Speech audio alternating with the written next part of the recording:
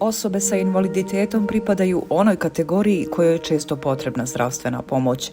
No, kako tvrde, usluge u javnom zdravstvu su im često uskraćene, te se za zdravstvenu pomoć snalaze na različite načine, što je naročito bilo izraženo tokom pandemije.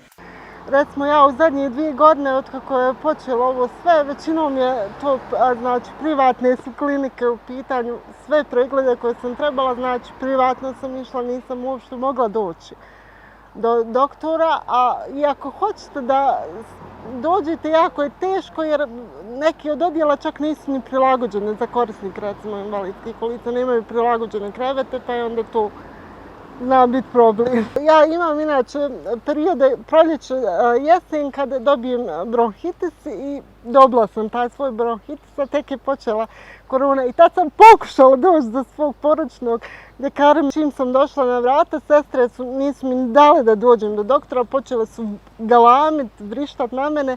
Šta sam došla, imam li temperaturu? Ja tad ni temperature, znate, nisam imala. I objašnjavala sam da se nigdje ne krećem jer to je vladala panika, znači nisam izlazila iz kuće.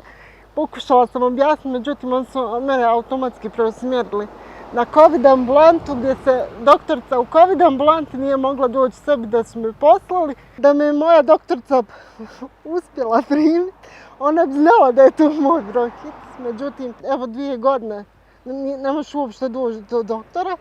Kad nismo imali znači vakcine, kad smo dobili donacije, sad je došla prva ona pošiljka. I ja sam pitala za osobe s invaliditetom, pošto su osobe, ratni vojni invalidi, bili pozvani. Ja sam pitala zašto ne sve, recimo ako ste odabrali da osobe s invaliditetom imaju prednost, zašto ne sve osobe s invaliditetom.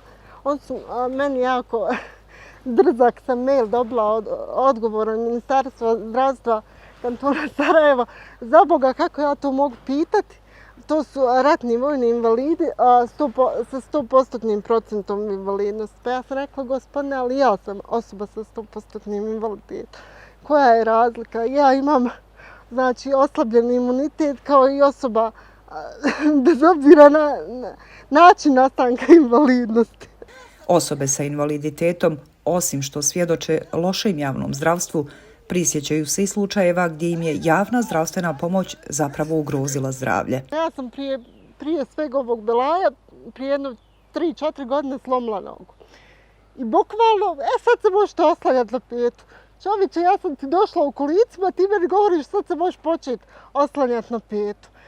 Ja imam kontrakture u stopalima, znači stopala mi idu prema unutra. On je meni za maltersu nogu kako pravilno noga treba da stoji. Kad su mi skinuli gips, meni skraćena ahlova tetiva. Znači, ponovo sam išla privatno i znači na rehabilitaciji i sve normalno, jer ja kad prelazim s kolica na krevet ili kad idem u toalet, oslanjam se na nogu. Tad nisam mogla od bolova. Prije možda 2 godine moja mama je znači u remisiji već dugi niz godina, imala je karcinom dojke. I sad je ponovo išla na kontrolu i radila su joj fotografiju i našla su joj nešto.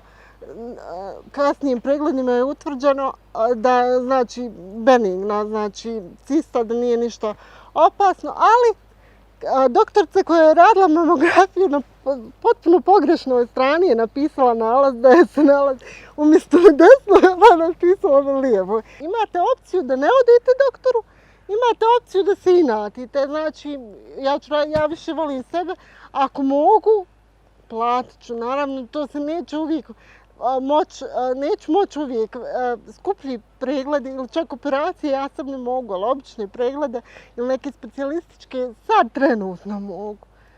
Nažalost, ako dođe da moram neke kompliciranije, ja ću opet biti u problemu jer neću moći. Znači, svi mi znamo da mi plaćamo i da su doprinosi, znači se odbijaju od naših, ali kome ćete se požaliti kad mi nemamo države? Kaže, država će zaštiti, mi nemamo sistema. Treba da svima bude jasno, mi sistema nemamo. Mi svega imamo na papiru. Kad krenete znači, od prakse i papira je skroz drugi par opanaka, što se kod nas kaže. Jelena je trebala da obavi pregled želuca, ali ne zna kome da se obrati, jer gastroskopiju mora obaviti na specifičan način zbog svoje bolesti. Ja recimo ako odem na gastroskopiju, ja ne mogu gastroskopiju bez opće anestezije, zbog spazma.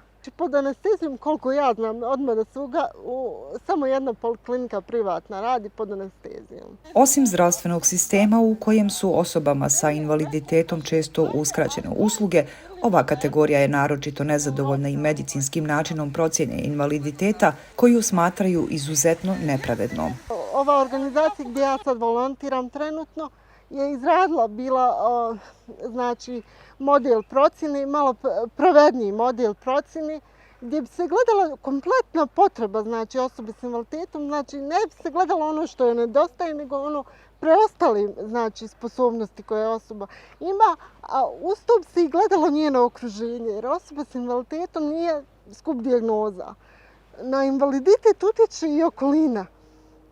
A to, znači, ako vi gledate osobu s invaliditetom kao medicinski objekt, vi ćete vidjeti samo njenu dijagnozu. Ja neću imati toliki invaliditet ako je oko mene sve prilagođeno.